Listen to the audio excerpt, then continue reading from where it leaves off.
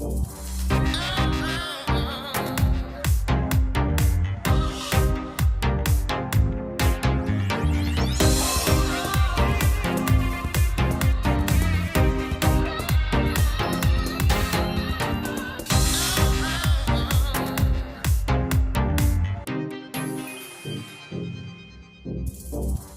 everyone, you are watching the Chrissy B Show, and our aim here is to help you look after your mental health and well-being. Today we're going to be exploring two things that impact us greatly, and these are confidence and assertiveness. Confidence is the trust or faith that you have in yourself and your abilities, and assertiveness means that you express yourself effectively and stand up for your point of view while also respecting the rights and beliefs of others. The lack of either of these, or not getting the balance right, can negatively influence different areas of your life, including relationships and work. But today we're going to be giving you lots of hints and tips to give you the confidence that you need to help you to be assertive when you need to be. My guests today are family coach Sharon Lawton, who's going to be helping the parents out there to be confident and assertive with your children and teenagers, of course, in order to bring about the best in them, but also how to do the same with your partner and family members without making enemies. We also have Coach Chris Brown giving tips when it comes to your career. We'll also look back at an interview with celebrity PR expert Emma Rule, who was extremely unconfident, but a certain experience with a gentleman put her on the road to success. I also speak to June Howell, who explains how to speak confidently in public. Ben Cooper shows us some posture exercises to help us feel better about ourselves. And I will also be sharing 7 ways to be more assertive and showing you an activity I did where I had to challenge myself. So let's start with our first guest, and that's family coach Sharon Lawton.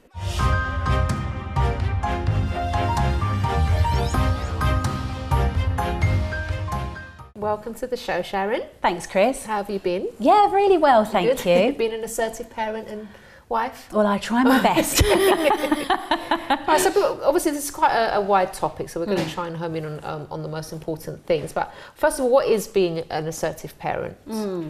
It's a really interesting topic because I think there's a lot of misconception about what being an assertive parent is and what it isn't. So I think firstly, sort of start right at the beginning. Being an assertive parent isn't about being bossy, it isn't about being rude, it isn't about being aggressive, and it certainly isn't also about being very passive.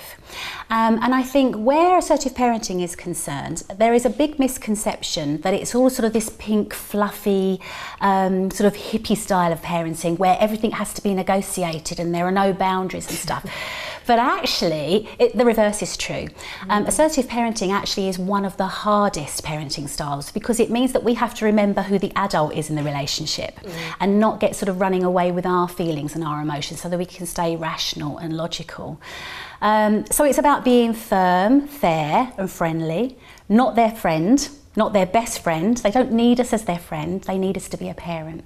But that still means that we can be friendly and value the relationship, but it's about having those sort of boundaried sort of relationship with them. I mean, everything that you're saying makes sense, but now in practice for parents that are actually in that situation where it's not really, because a lot of parents do want to be friends with their kids and they like the idea, especially mums and daughters, for example. They like the idea of like, oh, I want to be my daughter's best friend. I want to, even at such a very young age. But how do you actually kind of put that into practice where, no, actually, I am going to be assertive with my daughter or when it needs to be? How do you do it? How do you actually? Yeah, I think the danger is if we are our child's friend or best friend, first of all, it puts the relationship in a very sort of tricky light because obviously we've both been young once. Yeah. We're still young, but you know what I mean. There are things that we would tell our friends that perhaps aren't appropriate to discuss with our parents, and vice versa. Yeah. So that's the boundary difference between sort of parental relationship and a sort of a friend relationship. It's just on a different level. And equally, then if we are too friendly and over familiar, then when we want to then put in that boundary to keep them safe or because it's just not appropriate for them to want to do a certain thing, actually then I think it makes it much harder for the young person to respect and listen, when we need to be the adult, if you like, in that particular relationship. Okay. And when you're actually trying to maybe discipline a child, what's the best way of doing it? So obviously practice. Being aggressive and shouty isn't assertive and it isn't helpful. But we need to ensure that our boundaries as an assertive parent are clear and they are consistent. And that is really important, because children won't remember the 99 times you followed through. They'll remember the one time you gave in. And then it's worth pushing the boundaries again, because actually mum might give in this time. And so I'll try again because it's worth a try, you know, and then parents get very frustrated and, you know, then all the emotion comes in, then we become all shouty, and then obviously then we sort of lose that sort of ability to be rational and put in, you know, good effective consequences, because we end up saying, right, that's it, I'm cancelling Christmas and Father Christmas won't come. Yeah. When actually, are we going to be able to follow that through? Okay, you know, so it has to be something that you know you're going to follow through. Absolutely. Really important to be very clear with your boundaries, be very clear with consequences, and to have a situation where we can teach young children, regardless of their age, that they're responsible for their behaviour. So every action and everything that they do leads to a consequence, either positive or negative.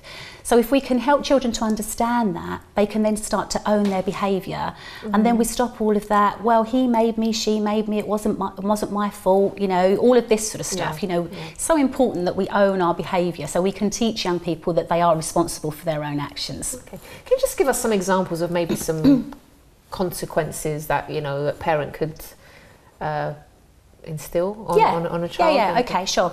So if we are able to give good quality choices and a consequence linked to that, that helps children to feel that they have a little bit of power over what happens to them. Okay. And also allows them to feel a little bit empowered and helps them with decision-making processes. As I said, helps them to own their behaviour.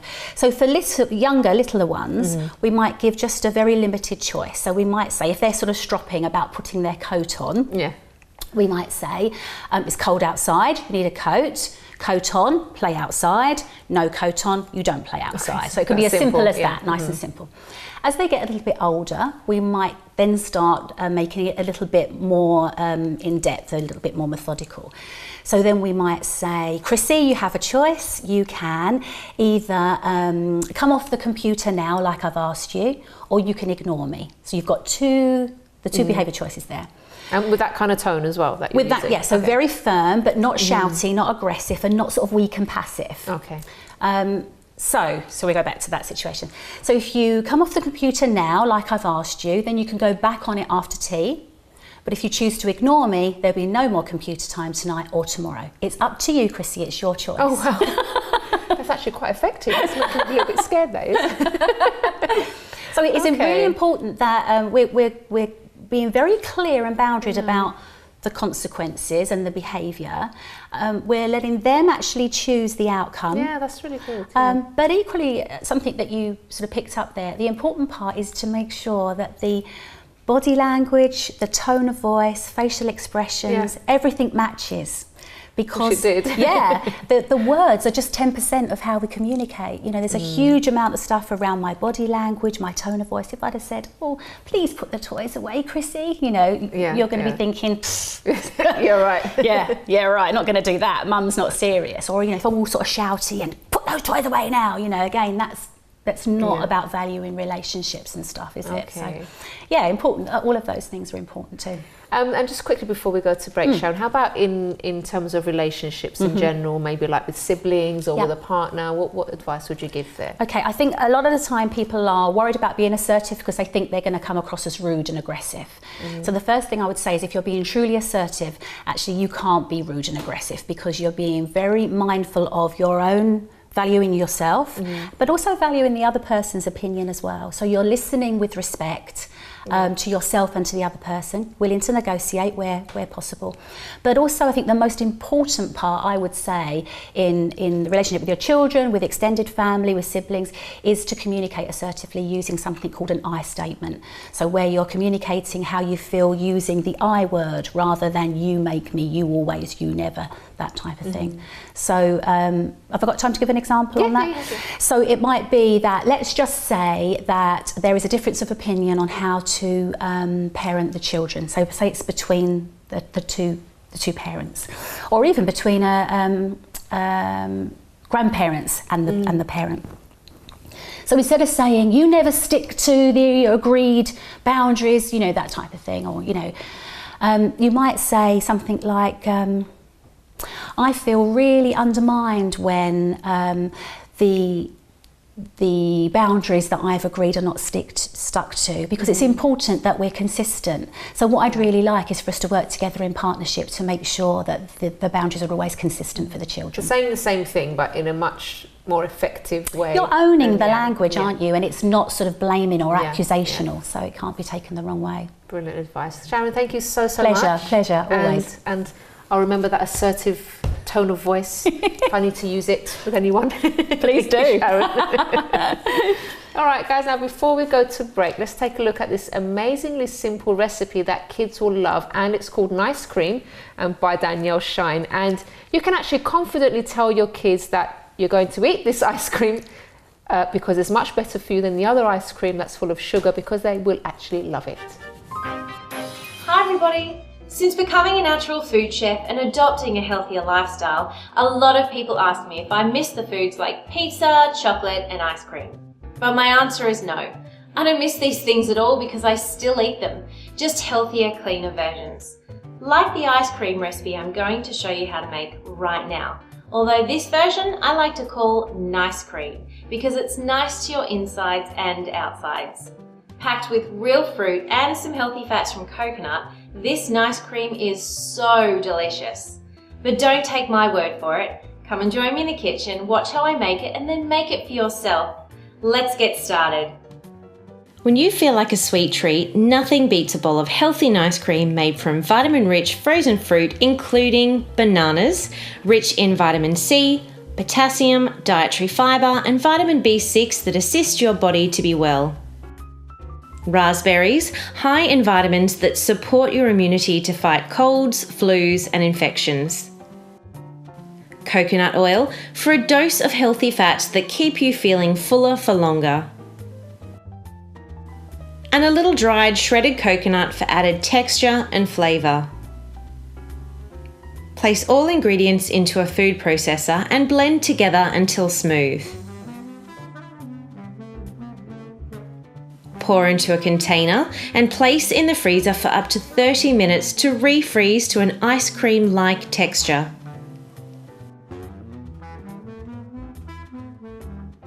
Delicious on its own or with some fresh fruit, crushed nuts or seeds. I hope you enjoy. Thank you very much, Danielle. Well, don't go away, because after the break we have Coach Chris Brown on, giving confidence and assertiveness tips when it comes to your career. And also Ben Cooper shows us some posture exercises to help us feel better about ourselves.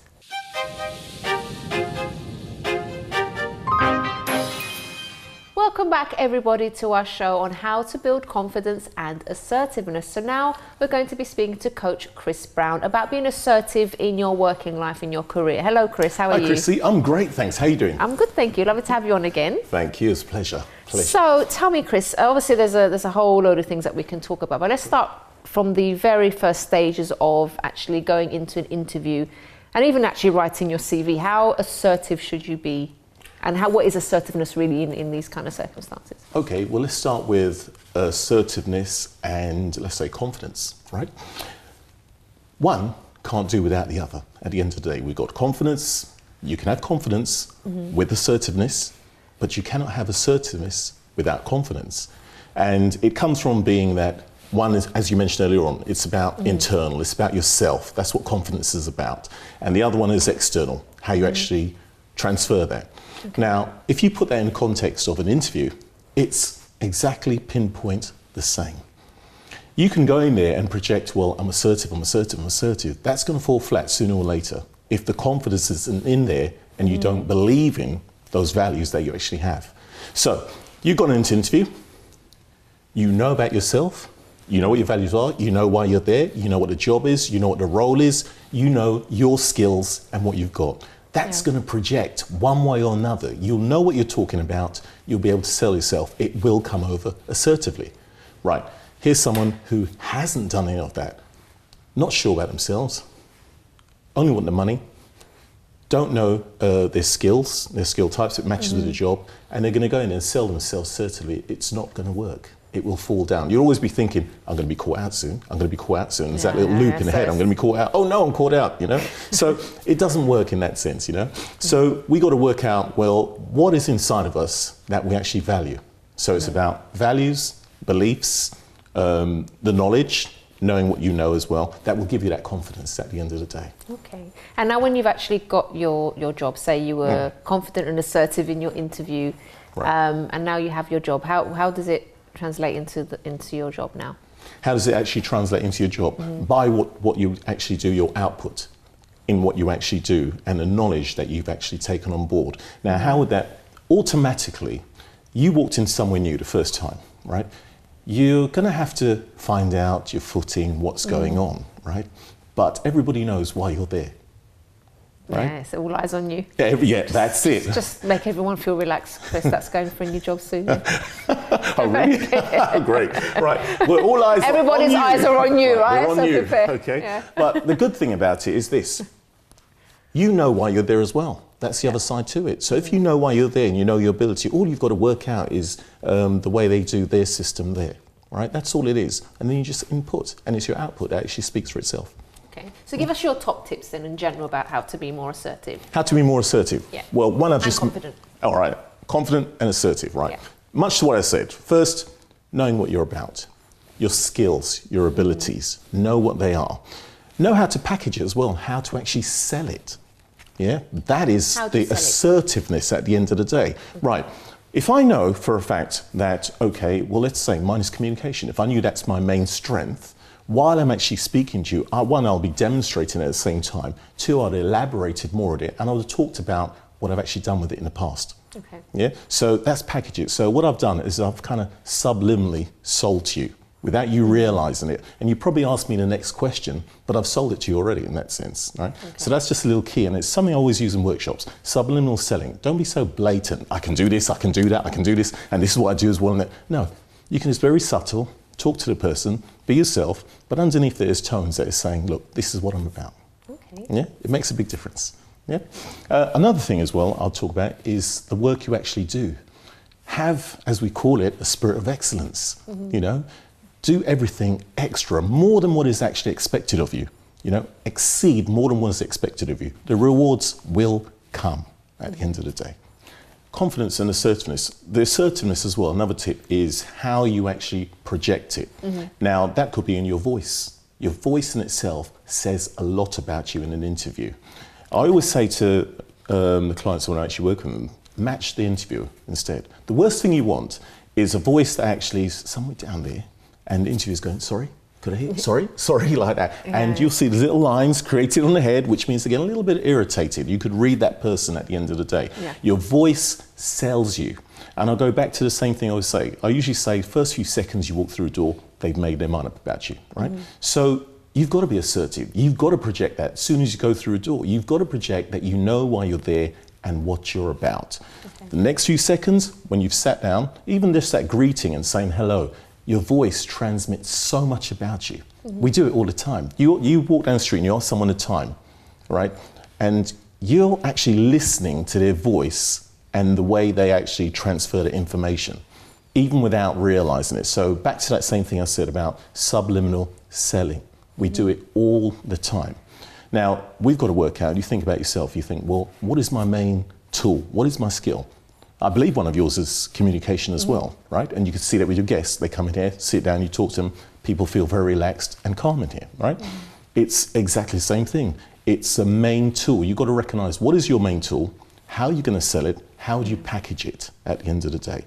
Okay. You know, it's about, in sales I say pitching, right? Pitching, yeah. Yeah, in another store, okay. Yeah. Just want to give you another scenario now, Chris, in the workplace, or maybe you've got your own business and you have your employees, and there's maybe a disagreement in you don't agree with the way your colleague or your boss maybe is doing certain something in the work. You think there's a better way of doing it, or you don't quite agree with what they're doing. what's the best way of being assertive about your opinion and your own feelings about the issue without coming across as overbearing and just maybe making enemies? Sure. You just said a very key word. You said of putting your feelings across, right? One, you've got to remember, somebody who comes over as very assertive and gets their opinion across is someone who is not acting emotional in what they're saying. They could still put their opinion across and they could still smile about it and could still be assertive in saying, it's meant to go like this and this, that and the other, or make a suggestion instead. You know, instead of putting a wall up and saying, no, I believe it goes like this, you probably, I believe that it should be done this way. What do you think? But already I've told you already what you should be doing, you see? But if I got emotional about it, saying, no, I need to do it like this and this, that and the other, that person is not going to receive that in the right way. No matter how many words come out of the mouth, it's the emotion and the reaction of the person that weakens you at the end of the day. So try and not put that across emotionally at the end of the day. Yeah? Be firm, get it across, and get your point of view. And not be afraid to give your opinion, because like we said, assertiveness is where you can actually give your own opinion, but you still respect the opinions of others. So that is a way of actually respecting. It's a two-way street. Yeah. It is a two-way street. But you do get sometimes that someone thinks, well, this person's authority, and I can't say what I've got to say at the end of the day. Then you've got to think, well, it's not really about you. It's about how you put it across. But it's also about how does that person make other people feel around them all the time. If they feel, if that person's unapproachable every time, then they've got to do some looking inside and see, well, what do I actually project? Okay. Chris, thank you so much. Pleasure, and Chrissy. We'll see you again very soon. That'd be great. You. All right, guys, so before we go to break, here's Ben Cooper with some posture exercises to help us feel more assertive and confident about ourselves. Hi, my name's Ben. I'm from Benjamin Cooper Coaching. I'm here to give some health and fitness tips. Today's topic is going to be on posture for assertiveness. So today's program on the Chrissy B is going to be all about assertiveness, and posture can play a massive part in that, because if you have been sat at a desk all day and your posture is very internal, your shoulders are rolled in, your chest is dropped, that kind of doesn't give the right impression to the next person.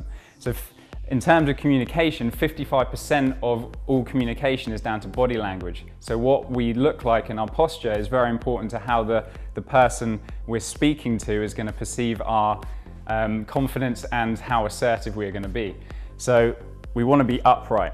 So when you're at work, I would advise getting up out of your chair at least every 30 minutes and having a walk around, even getting a standing desk so that you can stand more upright, and then your posture is a lot better.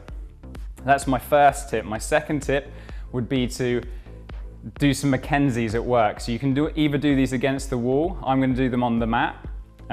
Mackenzie push-ups are really good to mobilize the lower back. So you go flat down onto the floor, push against the floor and extend that back. Go back down again, push back and extend the back again. Use your breathing. So breathing's really key, keeps you calm, reduces anxiety. So breathe out as you push up against the floor. So you can see that I'm extending the lower back there, which is going to help with your posture to keep you more upright. My third tip and exercise is a really important one as well for the upper body. So if you have a doorway, line your arm up against the doorway and you're going to stretch this muscle here, which is called the pec minor and the pec major. So if we stretch that, lean up against the door and push into it and push your chest through. So you're opening up the chest and bringing the chest up to a more assertive position. When you're in the computer and you're internally rotated, that's not an assertive position, so we want to bring you upright, stretch the chest and be more like this. So this is how you can be more assertive. Nice upright posture, doing your exercises at work, and people around you will think that's amazing as well, that you're doing exercises and taking control of your body. So those are my fitness tips for being assertive and having great posture. Thank you very much to Ben. So after the break, we'll also look back at an interview with celebrity PR expert Emma Rule, who was extremely unconfident, but a certain experience that she had with a gentleman put her on the road to success. I also speak to June Howell, who explains how to speak confidently in public, because this is a major issue for a lot of people. They just can't stand the thought of standing up in front of someone else or a group of people and opening their mouths to speak or to present something. So she gives some really good tips after the break.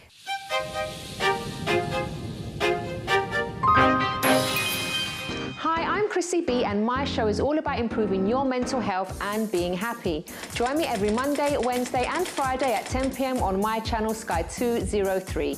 Visit chrissybshow.tv for more information and subscribe to our YouTube channel, Chrissy B Show. You can also follow us on Twitter and Instagram at Chrissy B Show and on our Facebook page, The Chrissy B Show.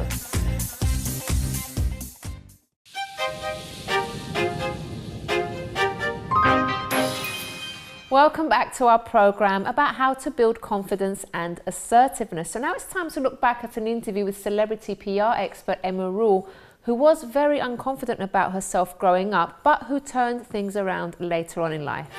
I wasn't particularly confident growing up. I think I'd say I was quite an awkward child. I never really thought that I fitted in. You know, I was always thinking, I think I'm a little bit different. But then I think children do that anyway. I think you come to an age where you think, you become self-aware and you compare yourself to other people. And I think it really hit me at one point, and I just thought, I don't quite know where I belong here in this kind of setup. And which is quite a scary thing for a child, isn't it? Yeah, absolutely. And I think actually I became quite bolshy and probably appeared quite brave, and that was kind of the way I dealt with. But you didn't feel that way, you were just portraying that, just to kind of defend no. yourself in a way, kind of protect yourself. Absolutely, Yeah.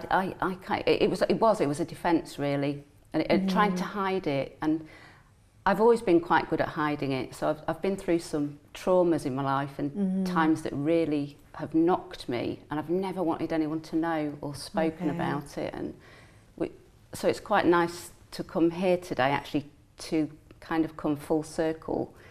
And actually say, okay, you know, ready. And share it. Yeah. All right. So then, what happened after that? Growing up, okay, you had quite a hard time at school and everything.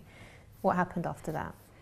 I became a bit of a bad girl, really. I used to drink quite a lot, smoked, got into trouble. Not bad trouble, but you know, I was a bit of a trouble causer, a bit of a bully, nothing serious, but again I think that was the way I wanted attention, and I always looked for it in the wrong way. So I'd look to find friends through trying to impress them in the wrong way, to try and fit in somewhere. And I'd think, where do I fit? Do I fit with the bad crowd, or you know, just trying to find always, yourself at the time, weren't you? I suppose.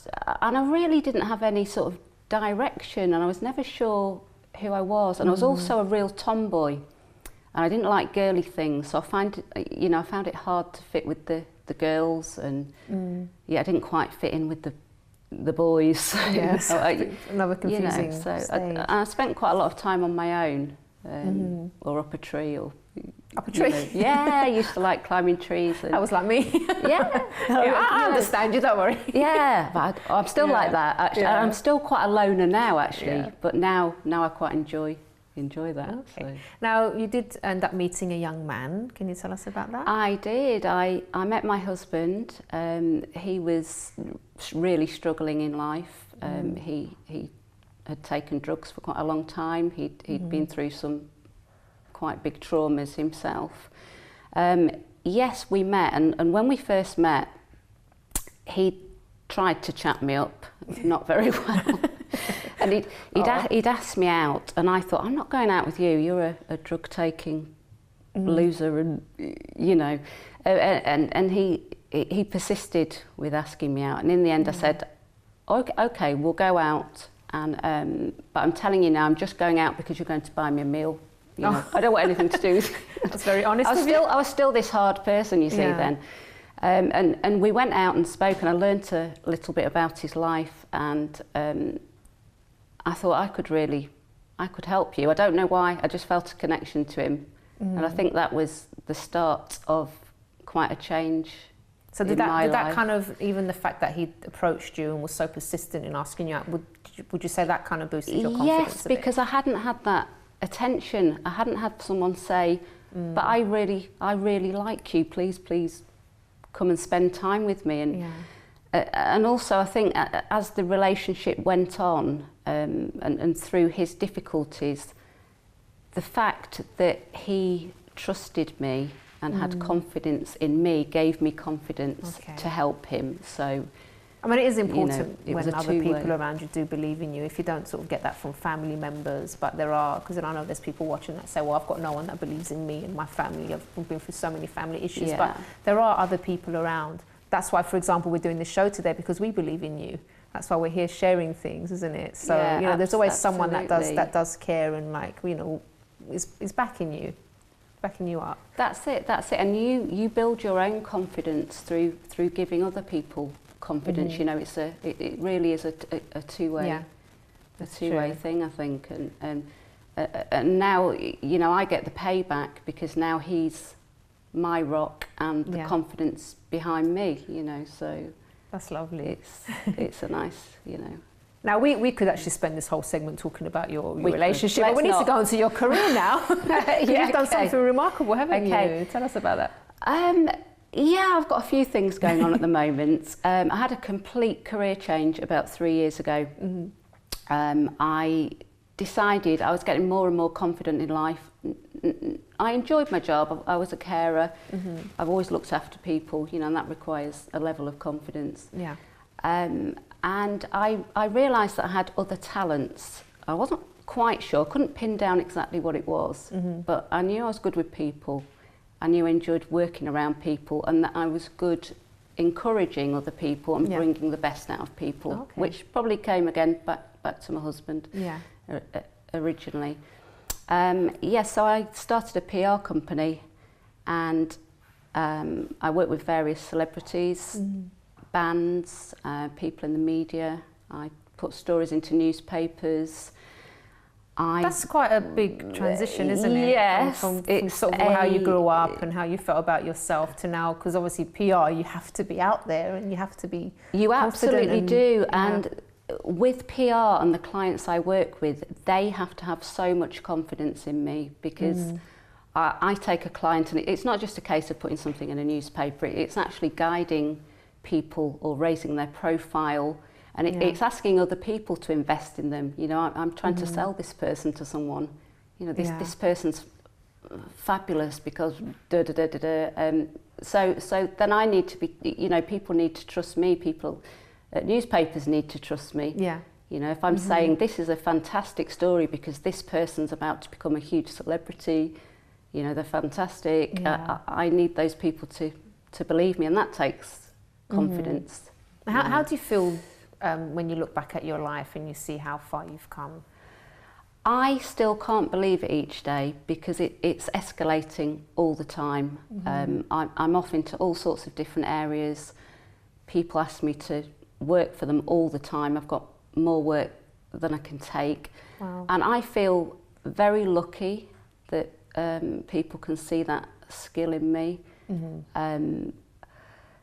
I'm surprised. I surprise myself all the time, but also I'm still challenging myself, so I'm still always looking for the next thing to do. This is the thing, because sometimes, and I'll be talking about more of this later on, but people kind of think that confidence will just come, and it doesn't. You have to actually step out there and try different things and talk to people and push yourself, even when you feel really uncomfortable. Yeah, and it's not all come through work. I do a couple of other things. I work at Crisis over Christmas in the night shelters. Lovely.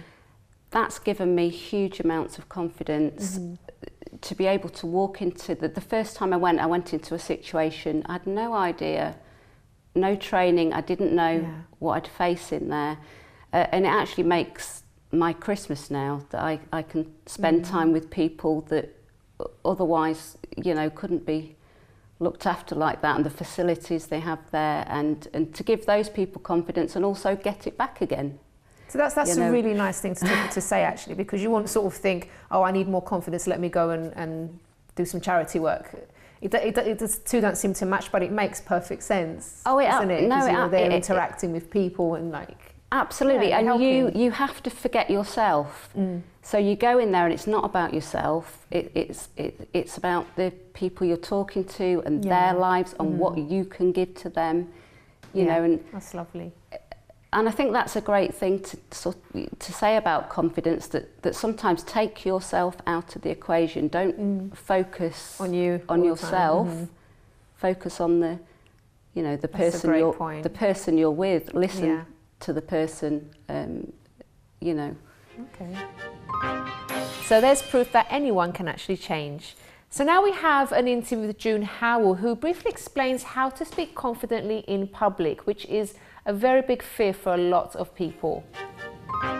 It's not about confidence. Really? Virtually all of the people I work with are confident, they're successful, people look up to them, and people would say there's a confident man or woman. But the way they feel about themselves as a public speaker is about their self-esteem. It's how they feel inside about themselves, and there's this feeling that we can have that I don't deserve to be heard and no one's interested in what I have to say. And so when I work with my clients, we start by challenging that. Is that true? And even if it is true sometimes, what if we just decide to speak anyway? What if we just decide that actually there are people who will be helped by me, not everybody in the world, but some people, there are some people whose lives only I can change, and that's very powerful. And the other main thing I do with people is to help them to become more aware of our bodies again. You've probably heard of stage fright, stage fright. That's a release of hormones into our system, and if we recognise that for what it is, a burst of hormones, recognise it and know how to deal with it. I tell people how they can... That's the butterflies and it's caused by adrenaline and cortisol, and they don't feel pleasant, particularly when they're rushing. You know where that's coming from? It's a message from our brain that goes way, way back to our hunter-gatherer days, way back in ancient times, that if we were on our own, we were in danger, because we might get eaten by an animal or attacked by somebody in another tribe, and we were safer in our group. But as public speakers, we stand alone. So our brain says to our body, you're in danger, get out of here. Either fight, flee or freeze, stage fright, and it pumps us full of the hormones, adrenaline and cortisol, to make us feel unwell. Okay. And like so to counter that, what we need to do is acknowledge that's happening. Yes, I hear you, body. I know what you're doing, brain. And I teach people how to reduce those hormones and increase testosterone to feel more powerful. And you can do that very simply by doing what cats do when they want to feel powerful. Make yourself bigger. Have you ever seen a cat in a fight? Yes. Suddenly becomes huge. If you stand with your hands on your hips for 2 minutes, feet hip width apart. You're not suggesting to do this in front of everyone, this is before, right? In private, it's always best. Go in the toilet cubicle if there's nowhere else to go. Stand Wonder Woman pose. Oh yeah, I used to love Wonder Woman. It's sometimes called. When you do that with your body, it sends a message to your brain. Produce testosterone, because we need to be big and strong for this. It makes an incredible difference. I know it sounds made up, but the science backs it, and it makes an incredible difference to my clients. It makes you a bit cockier. You'll speak up more in meetings. And you'll feel stronger. I did it before I came onto your show today. It makes you feel more, pumped up. It's a wonderful feeling. And we've almost run out of time, unfortunately, but what about sort of the shaky voice? Because that's something that, even though your posture and everything might be good, and sometimes the voice kind of gives it away, doesn't it? It's very interesting, isn't it? Because we're trying to speak, and yet our voice is shaking, or a bit like when we're crying and we're emotional, can't speak. And it's our brain trying to stop us speaking. So again, we can counter that by reminding ourselves everything's okay. The best way to counter it, the best way to respond to those hormones or those symptoms, is to start speaking strongly and powerfully. Because when we do that, it sends a message back to our brain, everything's all right. You can stop producing those hormones and that you were doing before that was stopping me. And you can stop making me shake and stop speaking, because all is well. We need to get back in touch with our bodies and our brains and how they work, because we're humans, and that's how it's supposed to work. So some very useful tips there.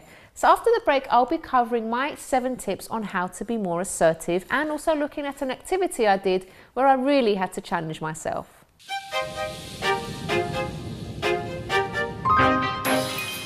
Welcome back to today's programme, where we've been speaking about how to build confidence and assertiveness. And if you've missed the beginning of this programme, we have spoken about assertiveness and confidence in parenting, in relationships, and also career.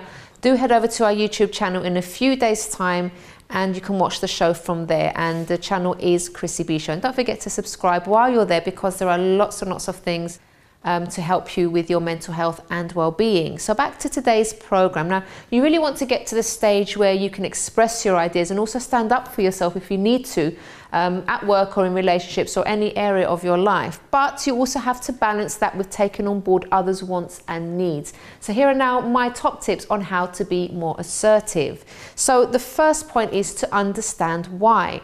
If you don't actually understand why you need to be assertive, it's going to be very hard for you to change. So here are just a few reasons. So obviously you want people, you don't want people to take you for granted and end up walking all over you. And for you not to always maybe have in your head, oh, I should have said that, or I should have done that.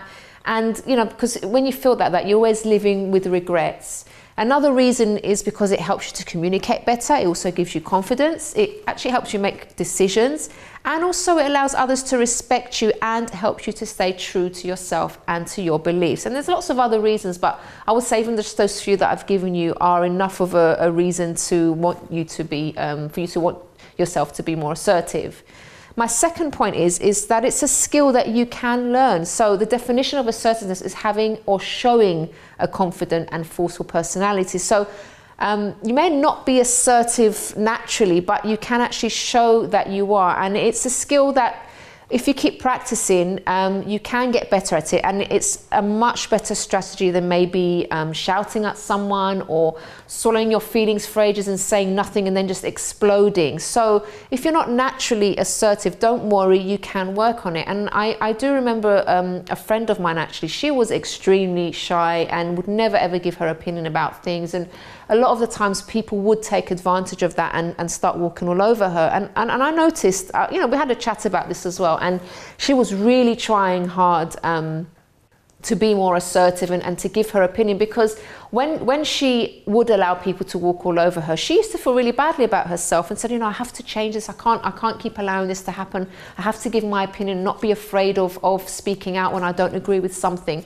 And so she started with small steps. So there would be a time, for example, when she'd sort of be more assertive with her mother-in-law, who was a bit bossy and would try to take over. And the mother-in-law did not like it, and she really got upset. And I said to her, look, don't worry, it's just because she's not used to you being this way. And she wasn't rude to her in any way. She wasn't like, she didn't shout at her or anything. She just spoke what was in her mind. She expressed what she felt about something. And because the mother-in-law wasn't used to it, she did get upset. But as she kept doing it, then she realized, okay, she's not going to be a walkover anymore, so I won't get upset and I'll just take a step back. And my friend, she started to put this into practice in other areas of her life. And if you see her today, even though she still feels maybe those butterflies, or initially she feels a bit scared or apprehensive to actually you know, give her real opinion, but when she does, she feels good, and it starts to build her confidence. And actually that takes me on to my third point, which is practice makes perfect. So you can even practice in front of a mirror if you want to, but just try to be more assertive in certain situations. My fourth point is to take up a competitive activity. So you can maybe try a sport that requires you to be competitive in some way, where you do kind of have to express yourself. And this can actually help you to come out of your shell a bit more, and also to be in a bit more control. My next point is to take it one step at a time. So try actually being assertive in small situations. So maybe, I don't know, you could think about being in a restaurant. Maybe you don't like where you're sitting, the waitress or waiter, they've put you in a place by the door and it's drafty and it's a cold day. You really don't feel like being there, but maybe naturally you would think, oh no, I don't want to complain, I don't want to say anything, I don't want them to get upset with me. But practice being assertive, like we said in the last point. Take it step by step and just start by saying, excuse me, do you mind, I really don't like sitting here because, you know, it's cold, can I be moved? And you know, this is something that it might not seem like, for some people, this might seem like such a simple thing to do, but for others that aren't naturally like this, it's really hard. So don't worry, just do this in small steps and you'll see that, you know, things will get better quite quickly. Now, my next point is to learn to say no. So this one is a really hard one for some people to do, and this has a lot to do with the worry of what other people actually think about you, and if you say no, how's your relationship going to be, and all this kind of stuff. But if you worry about this, your life will never move forward. So by all means, if you can do something, and if it agrees with your principles, your beliefs, if it's not causing you any harm in any way, and you want to help someone, then that's fine. But if you find that there's people that are just taking advantage of you all the time, they're making unreasonable demands, they ask things of you that you can tell they're just doing it because they know that you're always a yes person. So you need to start setting some boundaries and not feel bad to say no, because at the end of the day, if you keep saying yes to things, when you actually do those things for that person, you're not going to do it happily, and it's just going to make you have negative feelings inside. Even grudges maybe can start developing. So you don't need to apologize for saying no. You don't need to feel guilty. So just tell them, look, I'm sorry, I can't do this right now, and or I don't feel comfortable to do this, and that's it. And people just have to respect that, because there's nothing wrong with doing that. And then my last point is, actually, this is something that Sharon already spoke about, and it's using the word I. So as she explained, to avoid any sort of conflict, or at least to minimize some conflict, when you are being assertive, use the word I. So for example, I think or I feel, and avoid the negative language such as you always or you never. So you're putting something on yourself rather than blaming the other person. Okay guys, so those are my 7 points that I wanted to share with you. And before we go for today, I just wanted to share an activity with you where I had to challenge myself. And actually challenges are also good, even if it might not be a competitive sport, but something that actually challenges you and gets you out of your comfort zone can also build up this confidence and assertiveness in you. So this is an activity that might seem very, very simple for some people, but for me, that doesn't like anything to do with where you have to balance. This was really difficult, but I managed it in the end. Let's take a look.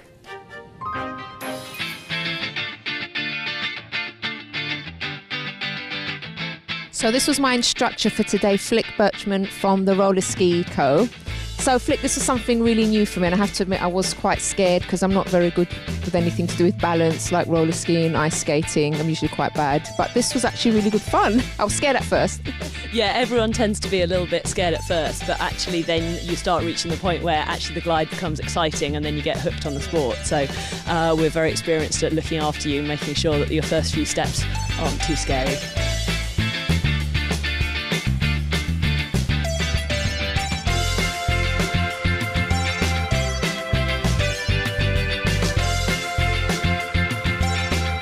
This sport will come about in the first place? The sport's actually been around for years. There's some great films from the 1940s, 1950s of people on primitive early roller skis. Cross-country skiing is a massive sport over in Scandinavia, anywhere where it's cold, and it used to be a way of getting around. And in fact, some of my friends used to ski to school in their homelands. And then cross-country skiing, if you want to race it, is a power endurance sport, and so you have to train all year round, even if you've only got snow for half the year. So they worked out that you can roller ski, and then some people do it as a sport in its own right, and some people do it as a way of training for snow trips. So.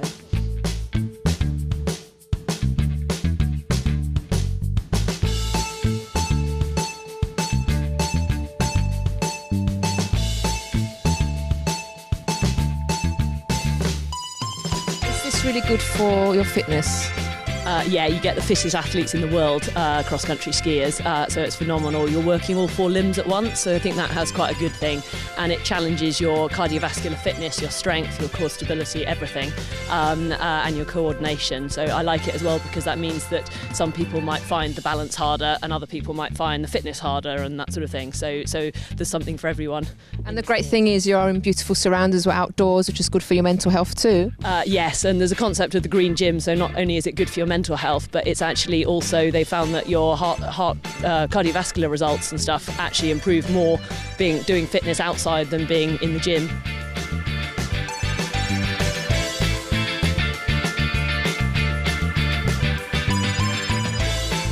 What do you love about your job the most?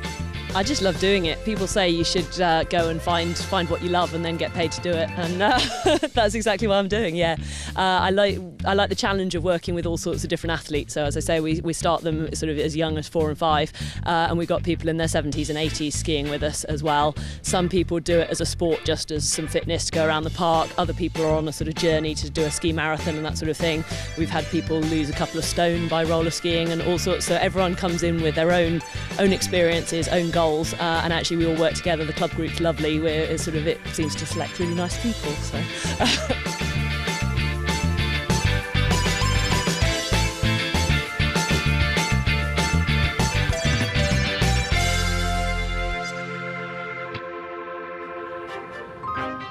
So that was a really difficult challenge for me, but I'm glad I tried it. But I don't know if I'll be doing it again, to be honest. It's a bit scary. All right, guys, so we have reached the end of today's program. But if you have a story that you would like to share on the show, don't forget we are a mental health and well-being program. So anything maybe that you've been through, any mental health issues that you overcame and you'd like to come and share how you did it, or maybe there's something that you're still going through and you would like to get some help on this show, you can get in touch with us via the website chrissybshow.tv. You can also tweet us at Chrissy B Show or leave a message on our Facebook page, The Chrissy B Show. And if you'd like to know more about me, you can visit my personal website, mylifeafterdepression.com. Until next time, bye-bye for now. Look like some weirdo. A little bit of us. Calm at the end of the day. So that's minimum. Sorry? Sorry. Have you finished? Sorry, I didn't know. We've done that again, haven't we? We've got another 6 minutes left. You better keep talking. I can carry on talking. I thought you was looking at me like this. Yeah, I was like, please don't stop. Please don't finish. All right, let's carry on. Okay, what was the last question you asked me just now? I didn't ask you a question, you just stopped talking. Chrissy. And you told me you wouldn't do that anymore. We said we won't do that no more, but he's looking at me like this. I thought, she thinks to me that she wants to get something in there. Okay, let's carry on. Let me get back in that zone. How were you sitting? Were you sitting like that? I was sitting like this. Okay. I was sitting like this. So. No, I was sitting like this. My bed's somewhere. Hello, good evening and welcome. That was good.